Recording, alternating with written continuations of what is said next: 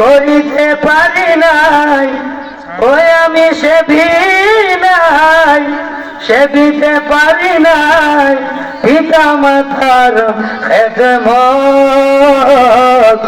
সেবিও আমার উম্মত। সবাই গান আমার সাথে বলল, ওই আমি নাই, সেবিতে পারি নাই, ওই আমি করি নাই, করিতে পারি নাই পিতা মাতার খেদমত, করিও আমার উম্মত, করিও আমার উম্মত। বাবাকে তোমরা কাবা জানিও, মদিনা জানিও মাকে, যদি গো তারা বেঁচে থাকে। বাবাকে তোমরা কাবা জানিও, মদিনা জানিও মাকে, যদি গো তারা বেঁচে থাকে। ওই আমি নাই, সেবিতে পারি নাই, ওই আমি করি নাই, করিতে পারি নাই পিতা মাতার খেদমত, করিও আমার উম্মত, সেবিও আমার উম্মত। বাবার মুখেতে মায়ের মুখেতে যে তুলে দিবে গো খানা, তাতে খুশির অভাব নাই।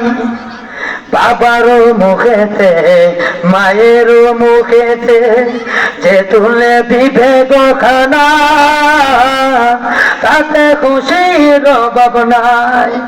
ওই আমি করি নাই, করিতে পারি নাই, ওই আমি সেবি নাই, সেবিতে পারি নাই পিতা মাতার খেদমত, করিও আমার উম্মত, সেবিও আমার উম্মত, করিও আমার উম্মত। ওই মা বাবার খেদমত করার দরকার আছে না নাই? মা বাবার খেদমত। মেম্বার সাহেবকে যদি বলা হয়, মেম্বার সাহেব আপনি মেম্বার হয়েছেন কেমনে, উনি প্রথম বলবে আবার মায়ের দোয়ার কারণে। চেয়ারম্যান সাহেব আপনি কিভাবে চেয়ারম্যান হয়েছেন? ভাই আবার মায়ের দোয়ার বরকতে, দোয়ার কারণে। মুফতি সাহেব আপনি মুফতি হয়েছেন কিভাবে? আমার মায়ের চোখের পানির বদৌলতে। মুহাদ্দিস সাহেব আপনি কিভাবে মুহাদ্দিস হয়েছেন? আমার মায়ের দোয়ার বরকতে। মন্ত্রী সাহেব আপনি এত বড় সম্মান, এত বড় চেয়ার পেয়েছেন কিসের বদলতে? আমার মায়ের দোয়ার বদলে। সবাই কিন্তু কথাটা বলে, বলে কিনা? মায়ের দোয়াতে দুনিয়াতে নবী এবং সাহাবী হওয়ার দরজা বন্ধ, বাকি দরজা নবী এবং সাহাবী, সাহাবী এবং নবী দুইটা জিনিসের দরজা বন্ধ হয়ে গেছে, বাকি দরজাগুলো এখনো খোলা আছে। ওই মা বাবা যদি দোয়া করে ওই দরজাগুলো আল্লাহ পাক, ওই দরজা ওই মর্তবা আল্লাহ পাক দান করে। হযরত বাইজিদ বুস্তামি নাম শুনছেন আপনারা? আমরা যাদেরকে ওলি ভাবি, ওলি ওলি বলি, গাউসুল আজম আব্দুল কাদের জিলানী রাহমাতুল্লাহ আলাইহি থেকে শুরু করে এই পর্যন্ত তাদের অন্যতম একজন ছিলেন হযরত বাইজিদ বুস্তামি। গভীর রজনীতে মা পানি চাইছে, বাইজিদ বুস্তামি যাইয়া দেখে চোখের ভিতরে পানি নাই, আয়সা দেখে মা ঘুমিয়ে গেছে। এখন পানি আবার তো মা উঠবে, পানি চাইবে, যদি পানি না দিতে পারে তাহলে তো মার কষ্ট হবে। সংক্ষিপ্ত একটু বলতেছি, এত বড় জগৎ বিখ্যাত আল্লাহর ওলি, যার নাম মানুষ স্মরণ করে ভক্তির সাথে, মহব্বতের সাথে, মা পানি দিয়েছে গভীর রজনীতে, চতুর্দিকে অন্ধকার, শীতে সবকিছু অন্ধকার, কোনো কিছু দেখা যায় না, কিন্তু মার পানি চেয়েছে, মার পানি দিতে হবে। আল্লাহু আকবার।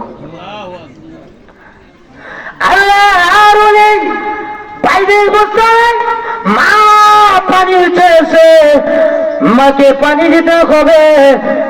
আল্লাহর ওলি বাইরে বসে তখন ছোট বয়স অল্প, 2 মাসে অন্ধকারের ভিতরে আল্লাহর ওলি বাইরে গোস্বামী পানি আনার জন্য চলে গেলেন। অন্ধকারে কোনো কিছু দেখাচ্ছে না, অনেক মাইল দূরে পানি নিয়ে আসা দেখে মা কমিয়ে গেছে। আল্লাহর ওলি এবার বাইরে গোস্বামী ছোট্ট বাচ্চা, এবার তখন ভাবতে আরম্ভ করলেন, আমার মাকে যদি এখন ডাক দে আমার মায়ের ঘুম ভেঙে যাবে, আর পানি রাখা আমি যদি ঘুমিয়ে যাই, আমার মা যদি পানি না পায় আমার মায়ের কষ্ট হবে। এখন যদি ঘুমাইলেও মা কষ্ট পাইব, আবার যদি ডাক দেয় তাহলেও মা কষ্ট পাইব। ছোট্ট বাচ্চা, কি বুদ্ধি আল্লাহ দিছে। দাঁড়ায় দিছে পানি লইয়া, গভীর রজনীতে মুয়াজ্জিন সাহেব আযান দিছে, আসসালাতু খায়রুম মিনান নাওম। ঘুম থেকে নামাজ পড়ো, ঘুম থেকে নামাজ পড়ো।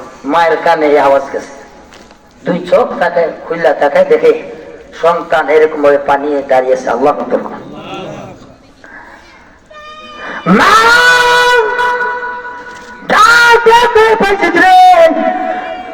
গভীর রজনীতে পানি চেয়েছিলাম তোমার কাছে পানি দেওয়ার জন্য, পানি দিলে না, এখন পানি লইয়া এখানে কেন দাঁড়িয়ে আছো? এবার পানি দিয়ে তখন